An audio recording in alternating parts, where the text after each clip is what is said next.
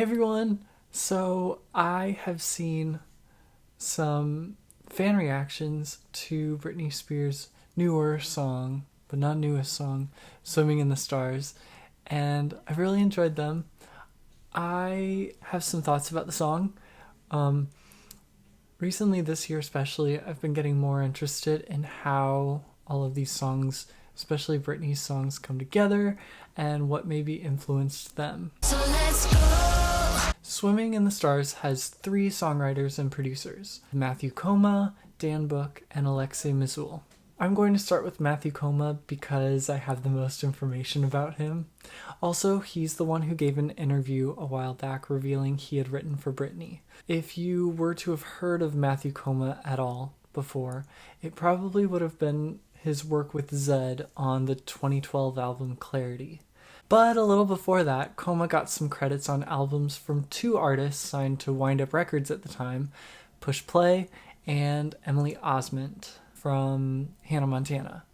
Both of their releases in 2009 were pretty standard pop rock affairs. Then, in 2012, Matthew Koma signed to Interscope Records and released his EP, Parachute. I can't say for certain, but I think the title track from the album led to him working with Zedd.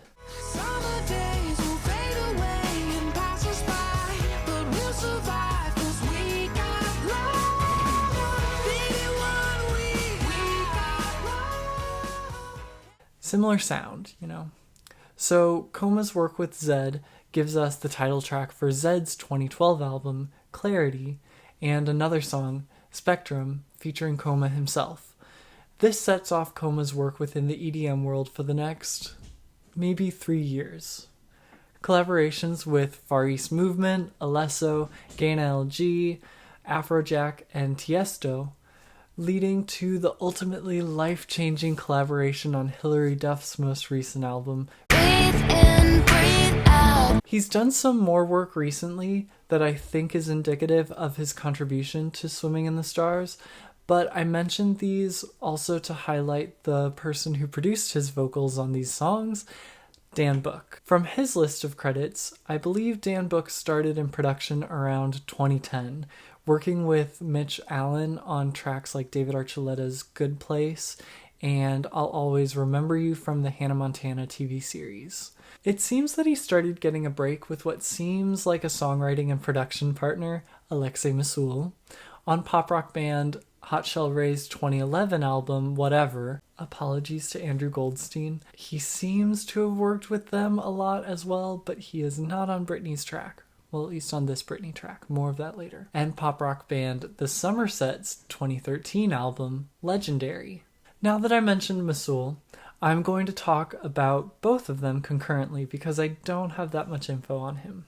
Both Dan Book and Alexei Mizoul hail from Baltimore, so I'm assuming they connected there and started writing for bands in the pop rock scene that was popular in the late 2000s and early 2010s. It seems like Mizoul continued to do work for Disney affiliates like Olivia Holt and Luke Benward from Girl vs. Monster, Big Time Rush, Dove Cameron, and Ross Lynch's character on the TV show Austin and Ally.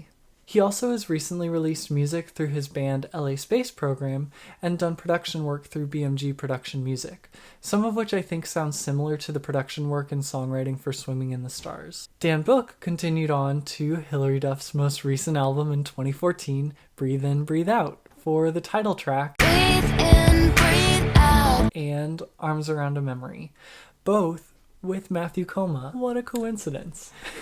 From maybe 2014 to 2017, Book worked on EDM tracks as well, and perhaps his turning point from pop rock to electronic music was a song he worked on with Mizoul in 2014, Party All Night, for a Japanese duo, FEMM.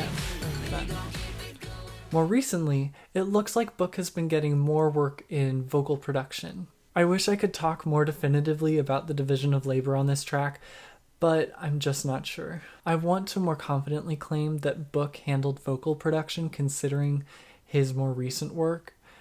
Also because how they treated Britney's voice, to me, sounds like how they treated Koma's voice on his songs. I also have these 3 theories of how they got the opportunity to write a song for the album.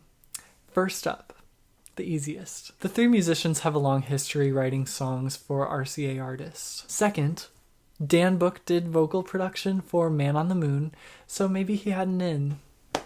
Third, remember back when I was talking about Hot Shell Ray and I apologized to Andrew Goldstein? Apologies to Andrew Goldstein. He seems to have worked with them a lot as well, but he is not on Britney's track. Well, at least on this Britney track. More of that later. Well, I'm gonna redeem myself with this conspiracy theory. Goldstein was a co-writer on Love Me Down, that's fact. So he got them the hookup, that's the conspiracy. 5. Yep, we have surprise bonus tracks. I'm going to call this the Mood Ring bonus track. Remember Hot Shell Ray again? Band member Nash Overstreet was a co-writer on Liar, so he hooked them up. This is getting ridiculous. 6. Another bonus track. This is the Swimming in the Stars bonus track, so it's obviously the most important. All of the above. But seriously, it probably came out because of the songwriter's connection to RCA Records.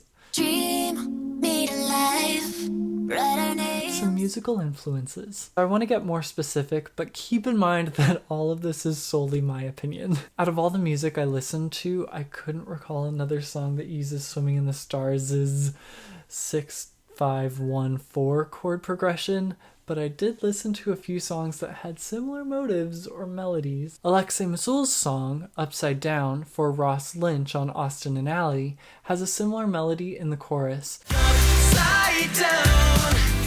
Masul's and Dan Book's song for the Somerset, Maybe Tonight, has a similar melody in the chorus as well. So maybe tonight we'll start all over. More broadly, another song from the Somerset, Someday, gets the same general feeling in the chorus when the singer reaches their high register. There's gotta be something out there. If I fly high enough, I'll find it somewhere. Matthew Coma's song, Stay Awake, for Gaina LG, with Brian Rice on vocals, is a good example of that sweeping vocal line. Stay away with me. Another good example is Matthew Coma's song Calling, Lose My Mind, for Sebastian Ingrosso, and Alesso with Ryan Tedder on vocals. I will find you. I found some similarity in the sounds used on the track as well. Matthew Coma's songs We Might Fall and Hard to Love use vocoder and pitch shifting, 'Cause we might fall. 'Cause I'm hard to love. as well as his song Years for Alesso. My hands were tied, but now they're mine. Or even Coldplay's song Midnight.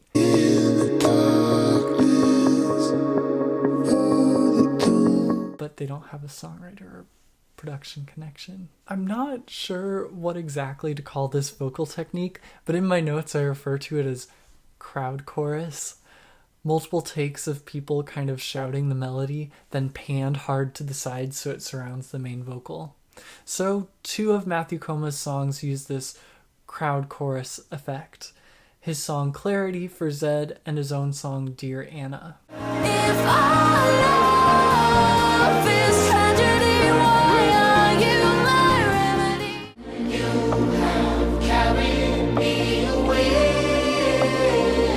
for too long. As far as the music goes, I found 2 songs that used similar beats in the hip-hop style. Most relevant is Matthew Coma's song Suitcase. Loving you, all of the good shit and all the bad shit too. Zendaya's song Bottle You Up also has a similar style to the beat, Wish I could always have you here with me, here with me. but the only connection is Dan Book doing vocal production, so take what you will. I want to mention Midnight again because there's this fluttery gated synth in one of the transitions on Swimming in the Stars that I remembered from that song, which may suggest on the production side that they were inspired by John Hopkins.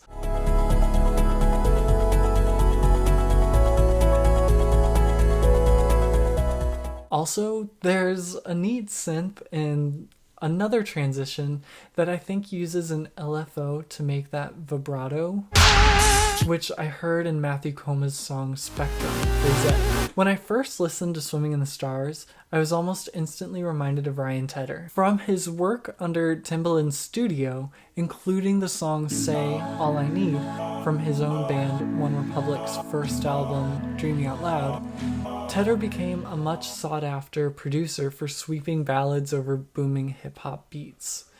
Possibly his most famous contributions, and the most pertinent, are Beyoncé's Halo from I Am Sasha Fierce in 2008, Kelly Clarkson's controversial Already Gone from All I Ever Wanted in 2009, and Jordan Sparks' Battlefield from her album of the same name, also in 2009. It seemed as though anytime an up-and-coming artist needed a contemporary-sounding ballad to round out their album, in would come Ryan Tedder.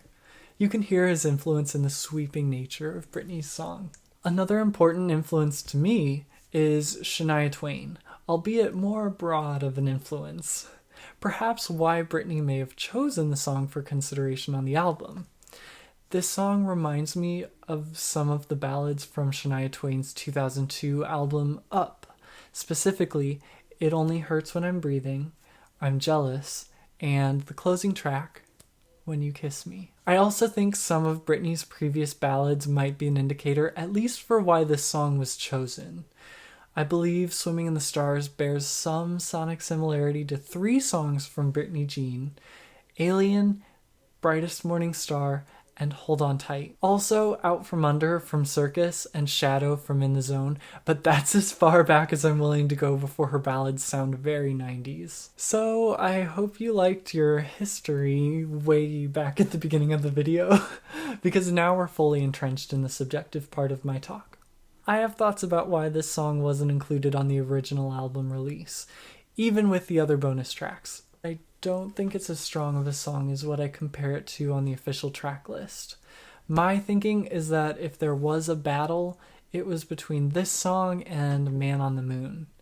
And although I'm not a fan of Britney's French on that track, I think the song and melodic choices are more interesting than perhaps the more romantic thematic content on Swimming in the Stars. I singled this song out specifically because, although none of the aforementioned wrote Man on the Moon, Dan Book did vocal production.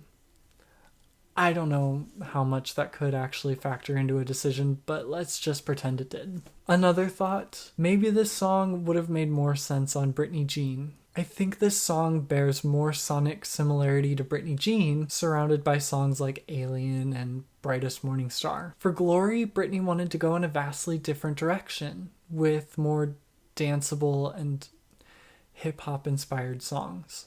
And Swimming in the Stars, although still a contemporary sound, is more of a ballad. Finally, I wanted to include a section at the end about Britney's conservatorship and the #FreeBritney movement.